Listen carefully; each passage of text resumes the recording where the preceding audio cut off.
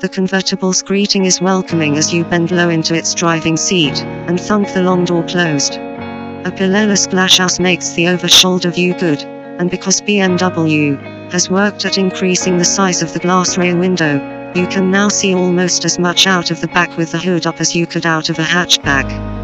The driver's seat is widely adjustable and supportive but quite unyielding, and you are faced with a fascia that rises high and proud. A large center stack is crowned by an oversized LED light feature that encircles the infotainment display and replaces the old Mini's central speedo. At our third encounter, it still seems like an unnecessary and distracting gimmick. The entry-level Mini Cooper Convertible gets a 6.5 in color infotainment system with Mini's single-quote visual boost audio system, which consists of a DAB/FM tuner, 6-speaker audio and Mini-connected USB interfacing to your smartphone. You don't get satellite navigation or steering wheel controls for the audio system without paying for them. The media pack, which our test car had, is likely to be a popular upgrade, and brings with it enhanced Bluetooth connectivity, widescreen control display, Navigation XL and Mini Connected XL, the latter funneling weather reports and being quite neatly capable of providing an electronic warning of rain before it arrives. In this specification, the audio system quality was good, the Bluetooth connection reliable and the navigation system up to parent firm BMW's high standards of mapping detail and usability. Mini's Harman Kardon Hi-Fi is a £590 upgrade that increases the car's speaker count to 12 and, pleasingly, you don't have to have all the other expensive infotainment systems in order to get it.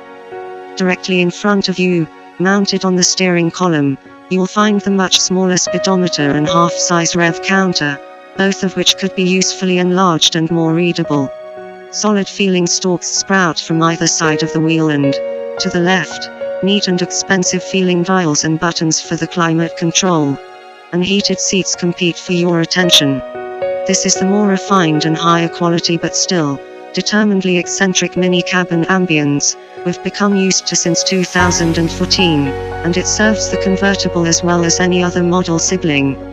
On the header rail you will find the switch for motoring the roof up and down. Now fully electric rather than part hydraulic, the mechanism is much quieter and works quickly enough, but that 18 miles per hour operating limit can too often leave you praying for a bout of heavy urban traffic to complete a cycle, if you risk one on the move. But with the roof down, the Mini ushers the outside in as effectively as any cabriolet, which is more than can be said for most of its super mini-based rivals. As for the promise of greater rear room and cargo space, both may be true, but you still won't be inviting adult friends for a lift very often. The rear bench remains narrow and its seat backs upright, and while there's respectable headroom, there's only really sufficient legroom for kids under the age of 10. Still, it's more than many of the car's rivals grant. The revisions to the boot access are more telling, opening up a smallish but usable space good for a modest weekly shop, or a couple of soft bags.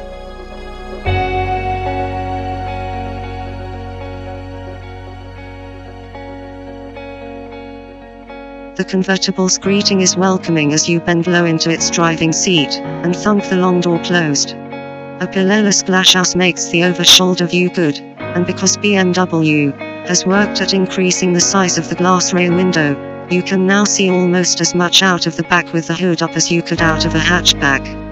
The driver's seat is widely adjustable and supportive but quite unyielding, and you are faced with a fascia that rises high and proud.